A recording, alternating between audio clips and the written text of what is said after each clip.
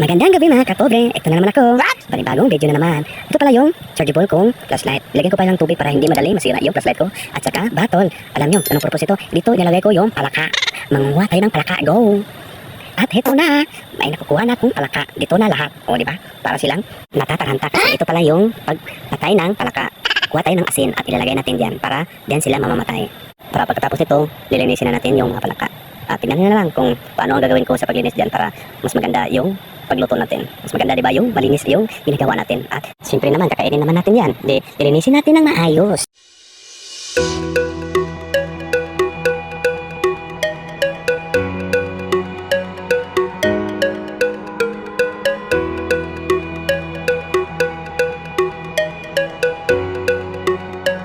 Ito na po yung proseso natin ng palaka na paanong paglinis nito. Hiwain muna natin yung tiyan niya at kukunin natin yung kinae at saka yung dila niya. Yan lang. Okay na yan. Malinis na yan. O, diba? O. Napakasimple lang. Yun lang ang gagawin nyo.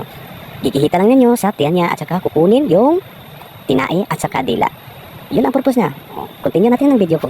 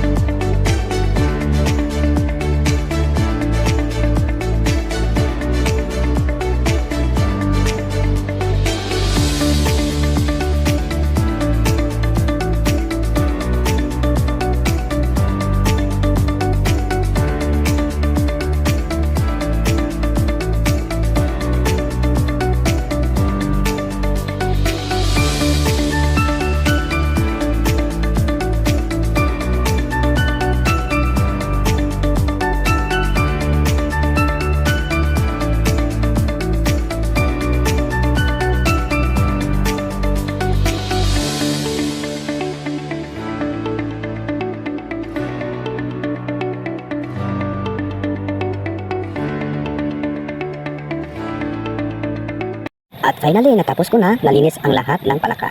At lagyan ko muna ng ulit ng asin para makuha yung lansa niya at saka yung madulas kasi ito yung palaka para pag mawala na yung madulas, it means nawala na yung mga lamog-lamog niya sa kanyang katawan. Panoorin natin bago natin isa lang tong palaka.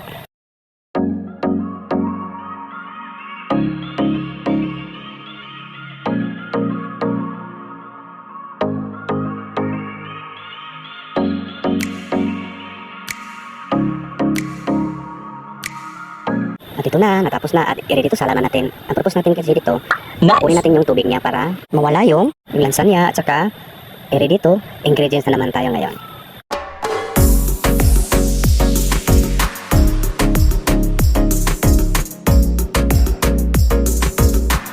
At ito na, sangkap na tayo. Ito na po yung ingredients natin, garlic at saka onion, luya at hindi pa yan, marami pa yung sangkap kong ilalagay sa ginataan nating palaka. At titingnan na natin, mamaya.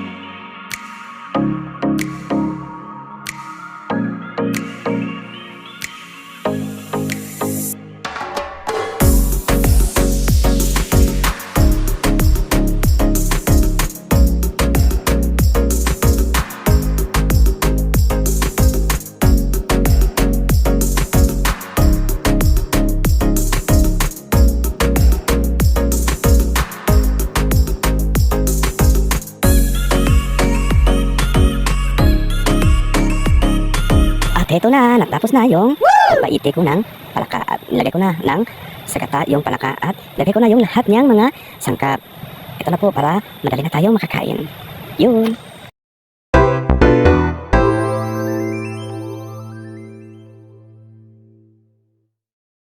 At ito na, timplahan na natin yung ginataan nating palaka. Lalagyan natin ng black pepper. At pagkatapos ito, magic sarap para may panglasa natin yung mga palaka natin. At hindi magpapahuli yung sibuyas, dahonan. At pagkatapos ito, anong gagawin natin? Siyempre, kakain na tayo. Nice! Tikman muna natin, baka wala asin. Yun, di ba? Sarap tingnan yung palakang fresh natin. At pagkatapos ito, ready to hain na para makakain na tayo. Yun. At sana na-enjoy kayo sa video ko.